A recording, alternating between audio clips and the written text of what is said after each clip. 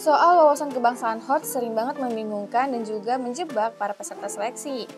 Nah, biar kalian gak terjebak dan juga gak bingung ketika mengerjakan nanti, kita pelajari mulai dari sekarang yuk.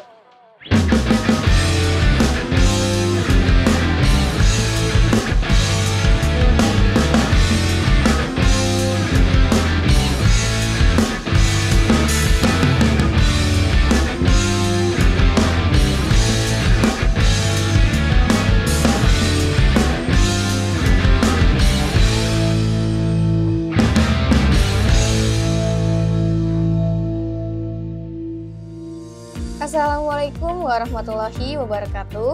Halo teman-teman. Apa kabar ya kalian hari ini? Semoga dalam keadaan yang sehat ya.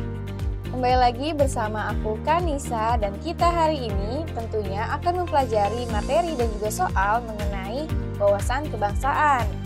Dan hari ini aku akan bahas 5 soal wawasan kebangsaan yang hot mengenai Pancasila, integritas, UUD 1945, Bhinneka Tunggal Ika, dan juga nasionalisme. Tanpa lama-lama kita mulai aja yuk. Oke teman-teman, kita masuk ke soal pertama, materinya mengenai Pancasila. Bangsa Indonesia itu ada karena adanya semangat ingin bersatu. Semangat ingin bersatu itulah yang menjadikan Indonesia memiliki kesatuan yang utuh, serta banyaknya suku, ras, dan agama di Indonesia ini menjadikan negara kita memiliki persatuan dan kesatuan. Kalimat di atas merupakan bentuk penjabaran Pancasila pada A. Sila pertama, B. Sila kedua, C. Sila ketiga, D. Sila keempat, E. Sila kelima. Nah teman-teman, di sini kalian udah jelas banget nih kata-kata kuncinya untuk jawabnya. Di sini ada kata bersatu, kemudian kesatuan. Selanjutnya ada persatuan dan kesatuan. Nah, berarti teman-teman, nilai-nilai di Pancasila yang mengandung nilai persatuan dan juga kesatuan itu adalah nilai sila keberapa sih teman-teman? Yaitu sila yang ketiga ya, persatuan Indonesia teman-teman. Ini udah jelas banget nih. Karena kalau di sila pertama itu mengandung nilai apa? Nilai-nilai ketuhanan. Kemudian di sila kedua itu adalah mengenai nilai-nilai kemanusiaan. Di sila keempat itu nilai-nilai apa? Musyawarah mufakat. Dan yang terakhir, sila kelima ini adalah nilai-nilai keadilan teman-teman. Jadi teman-teman, untuk soal ini udah jelas banget nih. Kalimat di atas merupakan bentuk penjabaran Pancasila pada sila yang ketiga ya. Atau opsi jawabannya itu adalah yang C. Oke teman-teman, kita masuk ke soal nomor 2, materinya mengenai integritas. Baru-baru ini pemerintah menerapkan kebijakan pembagian kompor dan tabung gas dalam rangka mengentaskan kemiskinan. Program tersebut diprioritaskan untuk warga yang tergolong miskin atau kurang mampu dan disalurkan melalui ketua RT setempat. Menurut saya, keluarga saya hidup berkecukupan dan tidak tergolong keluarga yang layak mendapatkan bantuan tersebut. Namun, Ketua RT menawarkan pada kami untuk mendapatkan program bantuan tersebut dengan alasan masih terdapat kelebihan dari jatah yang diberikan oleh pemerintah. Sikap saya, A. Menerima bantuan tersebut dengan senang hati, B. Berhubung tidak ada lagi warga miskin di lingkungan sekitar yang berhak menerima, maka tentu saya akan menerimanya. C. Menolaknya karena itu bukan hak saya, D. Menerima karena itu rezeki saya, menerimanya untuk diberikan kepada kerabat saya yang miskin dan tinggal di komplek lain. Nah, di sini teman-teman, kira-kira sikap kita tuh apa sih ketika kita adalah keluarga yang tergolongnya itu mampu, tapi kita ternyata mendapatkan bantuan dari pemerintah nih, yaitu pembagian kompor dan juga tabung gas, teman-teman. Apa sih yang bisa kita lakukan? Dan tentunya sikap kita itu mencerminkan nilai-nilai integritas. Nah teman-teman, sebelum jawab soal ini tentunya kita harus memahami dulu nih makna dari integritas biar kita bisa jawab soalnya. Jadi teman-teman, integritas itu adalah bertindak dengan cara yang konsisten dengan apa yang dikatakan.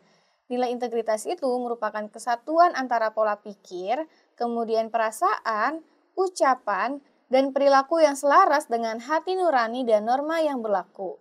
Nah, kemudian teman-teman, integritas ini adalah salah satu nilai dasar pribadi yang harus dimiliki oleh masyarakat, yaitu dengan cara apa nih? Dengan cara bersikap, kemudian berperilaku dan bertindak jujur terhadap diri sendiri dan juga terhadap lingkungan nih teman-teman. Nah, jadi kira-kira teman-teman yang mana nih sikap-sikap yang ada di opsi jawaban yang menunjukkan nilai-nilai integritas? Dan teman-teman juga harus ingat di dalam integritas ini ada 9 nilai ya teman-teman yang terkandung di dalamnya. Di dalam nilai inti itu ada nilai jujur, kemudian disiplin dan tanggung jawab. Kemudian di nilai etos kerja itu ada nilai mandiri, kerja keras dan juga sederhana. Dan yang terakhir itu ada nilai sikap, terdiri atas berani, peduli dan juga adil. Nah teman-teman di sini jadi ketika kita dihadapkan pada situasi ini maka kita semestinya apa nih? Bersikap jujur ya teman-teman. Berarti yang mana opsi jawabannya yang nih teman-teman yang menunjukkan sikap jujur sebagai salah satu nilai integritas nih. Yang pertama dulu nih, menerima bantuan tersebut dengan senang hati. Kira-kira ini udah menunjukkan nilai integritas belum ya teman-teman? Ini belum ya teman-teman, jadi ini salah. Kemudian berhubung tidak ada lagi warga miskin di lingkungan sekitar, maka tentu saya akan menerimanya. Ini juga salah ya teman-teman. Kemudian yang D nih, menerima karena itu rezeki saya. Ya memang itu rezeki kita nih teman-teman, ditawarkan mendapatkan bantuan. Tapi sebenarnya kita bisa lebih sadar kondisi dan juga sadar diri nih teman-teman. Kalau keluarga kita itu berkecukupan dan juga keluarga yang tidak layak untuk mendapatkan bantuan teman-teman. Jadi semestinya yang D salah ya. Kemudian yang E nih, menerimanya untuk diberikan kepada kerabat saya yang miskin dan tinggal di komplek lain. Nah ini sebenarnya teman-teman ini adalah salah satu nilai integritas nih, yaitu peduli ya teman-teman kepada sesama.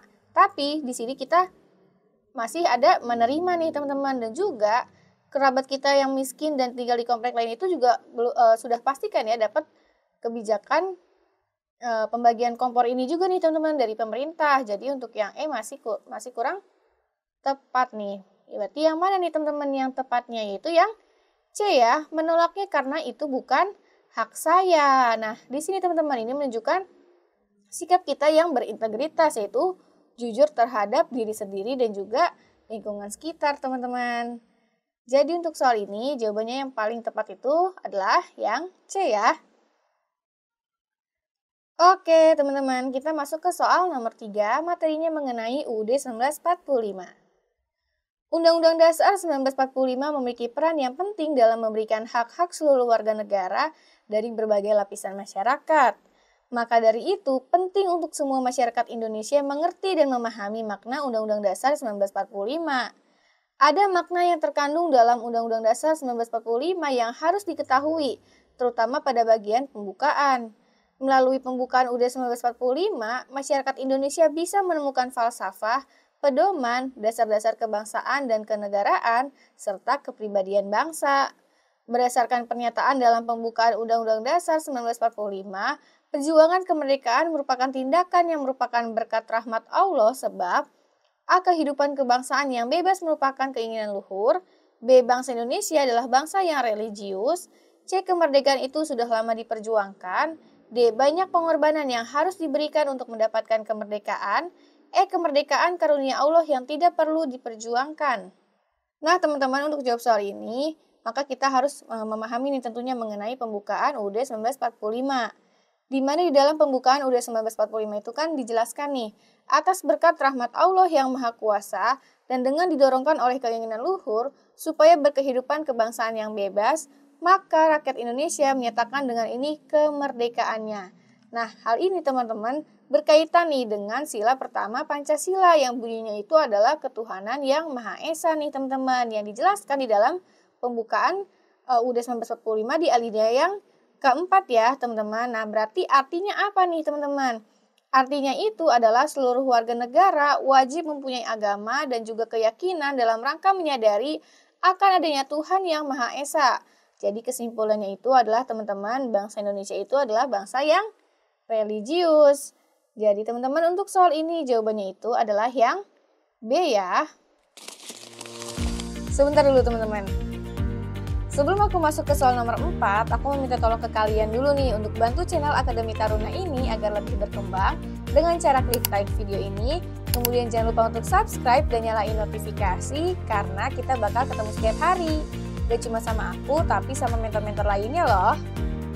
Dan juga jangan lupa untuk share video ini ke teman-teman lainnya ya.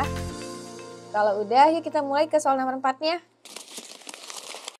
Oke, teman-teman, kita masuk ke soal nomor 4, materi mengenai Bhinneka Tunggal Ika.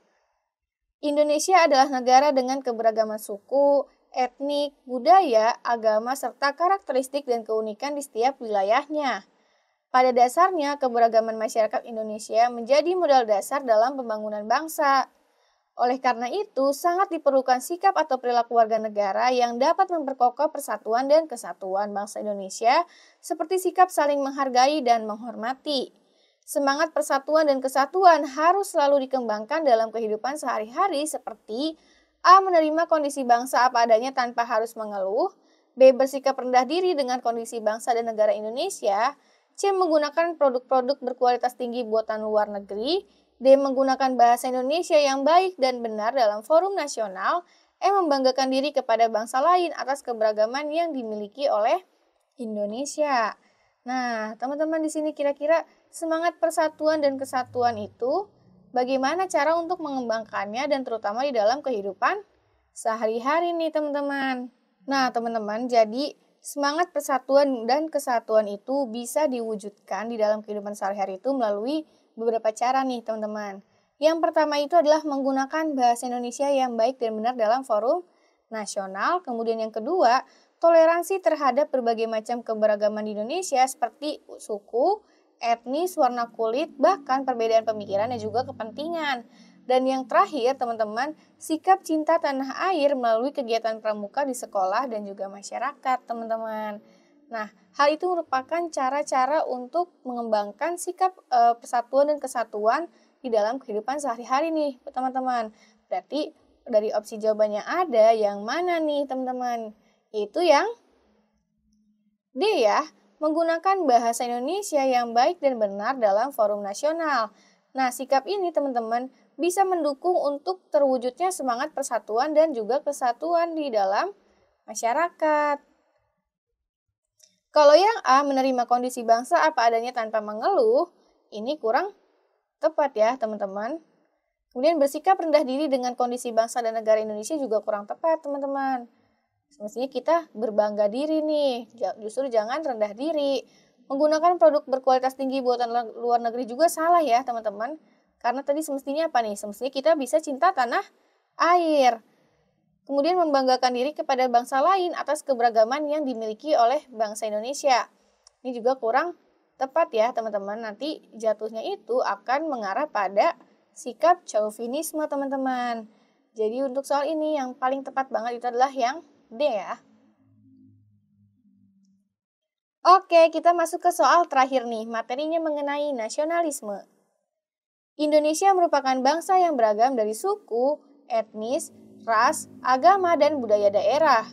Keberagaman yang ada di Indonesia adalah kekayaan dan keindahan bangsa Indonesia. Oleh karena itu, setiap warga negara perlu mempunyai rasa nasionalisme dan terus mendorong keberagaman tersebut menjadi suatu kekuatan untuk bisa mewujudkan persatuan dan kesatuan nasional menuju Indonesia yang lebih baik.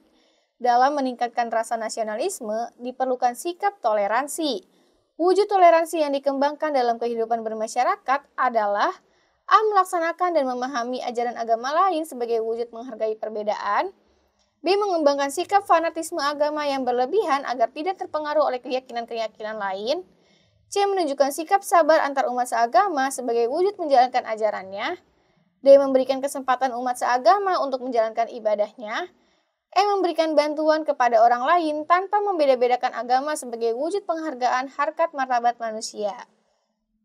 Nah, di sini teman-teman, intinya itu adalah bagaimana sikap untuk mewujudkan toleransi nih di dalam kehidupan masyarakat, teman-teman.